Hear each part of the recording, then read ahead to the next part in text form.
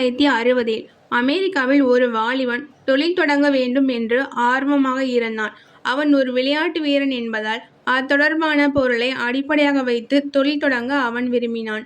அன்றைக்கு தேதியில் அமெரிக்காவில் அதிக விலை கொண்ட, அதிக எடை கொண்ட ஜெர்மானிய ஸ்போர்ட்ஸ் ஷூக்கள் மட்டும்தான் கிடைச்சிச்சு.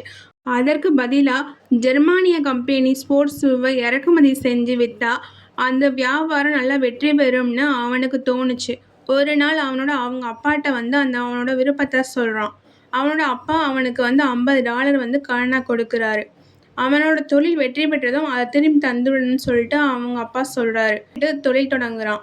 அவன் படிச்சிருந்தது MBA. படிக்கும் போதே அந்த தொழிலை பற்றி அவன் ஆராய்ச்சி பண்ணியிருந்தான், கட்டுரைகளை எழுதியிருந்தான். அவன் கனவு முழுவதும் அந்த வியாபாரம் தொடர்பாக தான் இருந்துச்சு. ஆனால் விளையாட்டில் அவனுக்கு கோச்சாக இருந்தவங்க தான் அவன் கூட சேர்ந்து பிஸ்னஸ் பண்ணணும்னு சொல்லிட்டு ஆசைப்படுறேன்னு சொல்கிறாங்க. 2 பேரும் அவங்க சேர்ந்து அவங்களோட சேவிங்ஸ் எவ்வளோ வருதுன்னா $500 வருது. அவனோட திறமையால் அவன் ஜப்பான் கம்பெனிலேருந்து குறைந்த முதலீட்டில் தரமான ஷூவை இறக்குமதி செய்கிறான் அந்த வாலிபன். இப்போது அந்த காலணிகள் எல்லாத்தையுமே ஒவ்வொரு கடையாக கொண்டு போய் விற்கிறதுக்கு போகிறாங்க. அவனும் அவனோட கோச்சும்.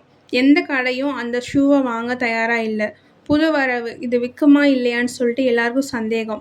அதனால் பணத்தை எல்லாம் நாங்கள் இந்த ஷூவில் நாங்கள் போட்டு முடக்க முடியாதுன்னு சொல்லிட்டு சொல்லிடுறாங்க. தோற்று போனதாக முடிவு செய்து மூளையில் அவங்க போய் உட்காரல. அவன் யோசித்தான். ஒரு யோசனை வந்தது. அவனும் அவனோட கோச்சும் அவங்களோட ஷூவை அவங்க காரில் எடுத்துக்கிட்டு போகிறாங்க.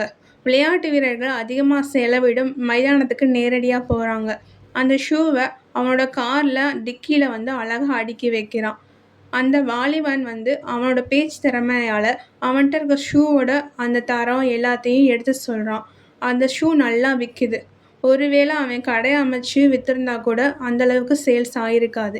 நேரடியாக மைதானத்துக்கு போய் விற்பனை செய்தது அவனுக்கு அதிக லாபம் கிடச்சிச்சு. அந்த லாபத்தை முதலீடாக வச்சு ஸ்போர்ட்ஸ் ஷூக்கு தனியாக ஒரு கடை உருவாக்குறான். அதுக்கு ஒரு உண்மை சொல்லவா?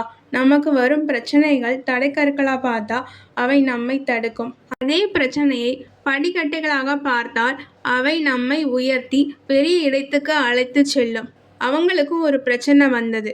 அந்த பிரச்சனைக்கு பிறகு அவன் சாதுரியமாக யோசித்தான். ஏன் நம்ம ஜப்பானிய கம்பெனிலேருந்து இறக்குமதி செய்யணும்? அந்த ஸ்போர்ட்ஸ் ஷூவை நம்மளே தயாரிக்கணும்னு சொல்லிட்டு அவன் முடிவு பண்ணான்.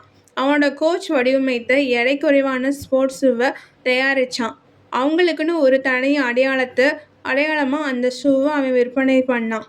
வெறும் $500 முதலீட்டில் ஒரு கார் டிக்கியில் வச்சு ஆரம்பிக்கப்பட்ட அந்த நிறுவனம் பிரபல ஸ்போர்ட்ஸ் மெட்டீரியல்ஸ் நிறுவனமான நைக். அவர்கள் கடந்து வந்த பாதை மிகவும் பெருசு. நான் சொன்னதெல்லாம் வெறும் 10% தான்.